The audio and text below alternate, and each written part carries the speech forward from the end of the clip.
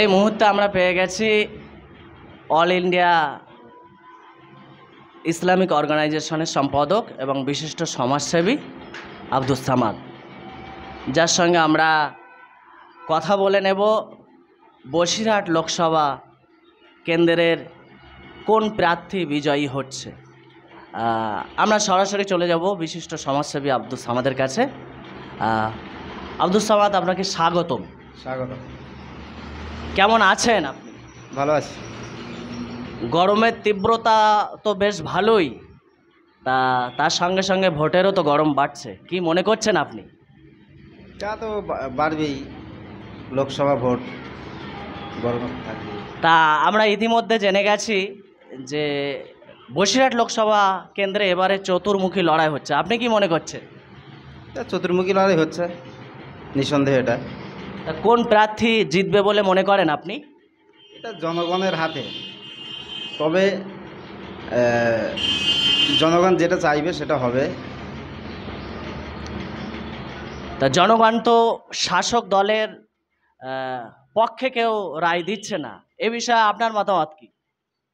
জনগণ যে শাসক দলের পক্ষে রায় দিচ্ছে না, এটা খানিকটা ভুল। কিভাবে ভুল? জনগণ একটা দলের একজন সাপোর্টার আছে, একেবারেই যে সবাই শাসক দলের পক্ষে যাবে অথবা বিপক্ষে যাবে এমনটা নয়, চতুর্মুখী লড়াই হবে। এটাই তো হওয়া স্বাভাবিক ছিল, গণতন্ত্রের এটাই তো সৌন্দর্য। কিন্তু আজকে আমরা বিভিন্ন জায়গায় খোঁজ খবর নিয়ে দেখতে পাচ্ছি জনগণ শাসক দলের উপর অনেকটাই ক্ষুব্ধ আছে। এর কারণ কি মনে করেন আপনি? শাসক দলের উপর জনগণ ক্ষুব্ধ হতে পারে, একটা অংশ হতে পারে। তবে শাসক দল যে উন্নয়নমূলক কাজ করেছে সেটা একেবারেই অস্বীকার করা যায় না। তবে তাদের নিচু স্তরের কিছু নেতা নেত্রী তারা দুর্নীতিগ্রস্ত। তবে মানুষ শাসক দলের সঙ্গেও আছে এবং পক্ষে বিপক্ষে উভয়ই আছে। দেখা যাক 4 তারিখের রেজাল্ট, সেটা মানুষ কি রায় দেয়। মানুষ তো বলছে যে শাসক দলকে মানুষ দেখে নিয়েছে এবং রাজ্যে যে ঊর্ধ্বমুখী জিনিসপত্র দাম বেড়েছে, নিত্য প্রয়োজনীয় জিনিসের, মানুষ সেই বিষয়গুলো ইস্যু করছে এবং বিশেষ করে যে সন্দেশখালি যে ইস্যুটা আছে সেই ইস্যুর কি প্রভাব শাসক দলের উপরে পড়বে বলে কি মনে হয়? আপনি কি মনে করেন?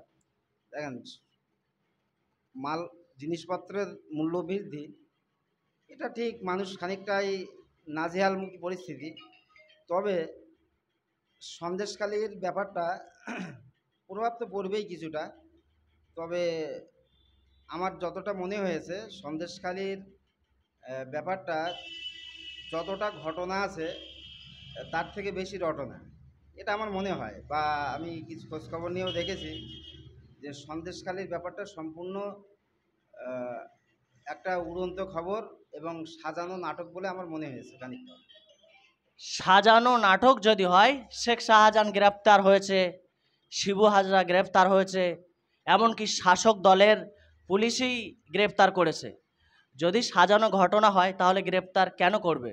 পুলিশ মন্ত্রী তো রাজ্যের মুখ্যমন্ত্রী, আপনি এ বিষয়ে কি বলবেন? দেখুন, অভিযোগ থাকলে পুলিশ গ্রেপ্তার করতে পারে। মানুষ অভিযোগ করেছে, সেটা কতটা সে দায়ী, সেটা আইন বা প্রশাসন বা কোর্ট, সেটা আইনের পথে চলবে। যদি দোষী হয় অবশ্যই শাস্তি হবে, যদি দোষী না হয় তাহলে তাকে ছাড়তে বাধ্য হবে। কিন্তু শেখ শাহজাহান ধরা পড়েছে অনেক পর, অভিযোগ তো অনেক দিন থেকেই ছিল। বলা হচ্ছে স্থানীয় থানায় গেলে শেখ শাহজাহান বা শিবু হাজরার কাছে পাঠিয়ে দেওয়া হতো। তাহলে এখন নড়ে চড়ে বসেছে শাসক দল নিজের দলেরই লোককে ধরার জন্য। সিবিআইকে ভয় পেয়েছে রাজ্যের মুখ্যমন্ত্রী মমতা বন্দ্যোপাধ্যায়। আপনি কি বলে মনে করেন এ বিষয়ে? দেখুন, ভয় পাওয়ার কিছু নেই। দোষী যারা শাস্তি তারা পাবেই, সে যে দলেরই হোক। সেখানে ভয় পাওয়ার না পাওয়ার কোনো ব্যাপারটা নেই।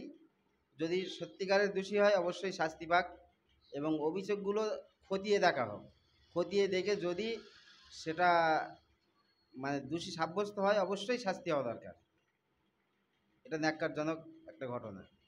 আচ্ছা, শাসক দলের আমরা দেখতে পাচ্ছি বিভিন্ন সময়ে বিভিন্ন ইস্যু নিয়ে মানুষ আহ, আন্দোলনে নামছে। সেই আন্দোলনকে প্রতিরোধ করবার জন্য শাসক দলের প্রশাসক তারা ঝাঁপিয়ে পড়ছে, কিন্তু নিজের দলের লোকের বিরুদ্ধে যখন অভিযোগ ওঠে, শাসক দল সে জায়গায় রীতিমতো কুলুপ এঁটে থাকে। এ বিষয়ে আপনি কি মনে করেন? শাসক দল মনে হচ্ছে কমজোরি হয়ে পড়ছে, কি বলবেন আপনি বলেন। দেখুন, শাসকে থাকতে হলে কাজ করতে হয়, আর কাজ করতে গেলে কিছু ভুল হয়। বিরোধী বা যারা শাসকে নেই, তাদের ভুল হওয়াটা তো সম্ভব নয়। অতএব শাসকের ভুল হবে, এবং সেই ভুলগুলো তারা যদি সংশোধন করে নেয়, বা যে প্রশাসনকে কাজে লাগিয়ে তারা তাদের দলের ব্যবহার করছে, এটা যদি হয় সেটা অবশ্যই ন্যাক্কারজনক একটা ঘটনা। পুলিশের কাজ করবে, পুলিশ আইনকে সামনে রেখে পুলিশ এগিয়ে যাক, এটাই কাম্য। আমরা দেখতে পাচ্ছি দীর্ঘদিন ধরে চাকরি প্রার্থীরা রাস্তায় বসে আছে, শাসক দলের পক্ষ থেকে কোনো সদিচ্ছা নেই। হাইকোর্টের নির্দেশে সমস্ত কিছু হচ্ছে। যদি শাসক দলের সেই সদিচ্ছা থাকতো তাহলে চাকরি প্রার্থীরা আজকে রাস্তায় বসে থাকতো না। চাকরি প্রার্থীদের কি শাসক দলের পক্ষ থেকে কোনো সমবেদনা বা তাদের প্রতি কোনো সদিচ্ছা নেই? আপনি এ বিষয়ে কি মনে করেন? দেখুন, শাসক দলের এদের উন্নয়ন বা উন্নতি অনেকটাই, মানে বলা যেতে পারে মানুষের ঘরে ঘরে বিভিন্ন প্রকল্প। এটা যেমন একটা ভালো দিক, শাসক দলের কিছু দুর্নীতিও আছে, যেটা চাকরি বাকরির ক্ষেত্রে আমরা দেখেছি, দীর্ঘদিন ধরে দেখছি। বিভিন্ন সেশনে চাকরি বাকরি হাজার হাজার মানুষের যে দুর্নীতি হয়েছে, এটা একটা শাসক দলের পক্ষে ক্ষতিকর বিষয় এবং অত্যন্ত নিন্দনীয়, দুঃখজনক বিষয়। যারা সত্যিকারের চাকরি প্রার্থী বা যোগ্য প্রার্থী যারা, তাদের দিকে সহানুভূতি এবং সমস্ত আইনি সহায়তা দেওয়া প্রত্যেকের দরকার, বিশেষ করে শাসক দলের, এটা আমি মনে করছি। আচ্ছা, আপনি কি মনে করেন শিক্ষা চুরির মতো বড় একটা কেলেঙ্কারি, যে কেলেঙ্কারি শাসক দলের পক্ষ থেকে ঘটানো হয়েছে, এরকম অভিযোগ আসছে এবং তা হাইকোর্টে তদন্ত চলছে, শিক্ষা চুরি, বাচ্চাদের চাল চুরি, এবং এমন কোনো ক্ষেত্র নেই যে সেখানে চুরি হয়নি। এ বিশাল দুর্নীতি রাজ্য জুড়ে। আপনি কি মনে করেন যে রাজ্যের তরফ থেকে যিনি প্রার্থী হয়েছেন এবং শাসক দলের পক্ষ থেকে যিনি প্রার্থী হয়েছেন বসিরহাট লোকসভা কেন্দ্রে হাজী নুরুল ইসলাম, তার জেতার সম্ভাবনা আপনি কতটা মনে করেন? হ্যাঁ, সম্ভাবনা তো অবশ্যই থাকবে, সম্ভাবনা তো অবশ্যই থাকবে। তবে 4 তারিখে ফলাফলের পরেই আমরা জানতে পারবো মানুষ কাকে গ্রহণ করছে আর কাকে গ্রহণ করছে না। একদম আপনি ঠিকই বলেছেন। আমরা 4 তারিখের পর জানতে পারবো মানুষ কাকে গ্রহণ করছে এবং কাকে গ্রহণ করছে না। আমরা কথা বলছিলাম এত সময় ধরে বিশিষ্ট সমাজসেবী এবং অল বেঙ্গল ইসলামিক অর্গানাইজেশনের সম্পাদক আব্দুস সামাদ। আব্দুস সামাদ, আপনাকে অনেক অনেক ধন্যবাদ। ধন্যবাদ। আপনারা দেখছিলেন XYZ বাংলা নিউজ। দেখতে থাকুন, এরকম আরও ইন্টারভিউ আমরা পরবর্তীতে নিয়ে আসবো।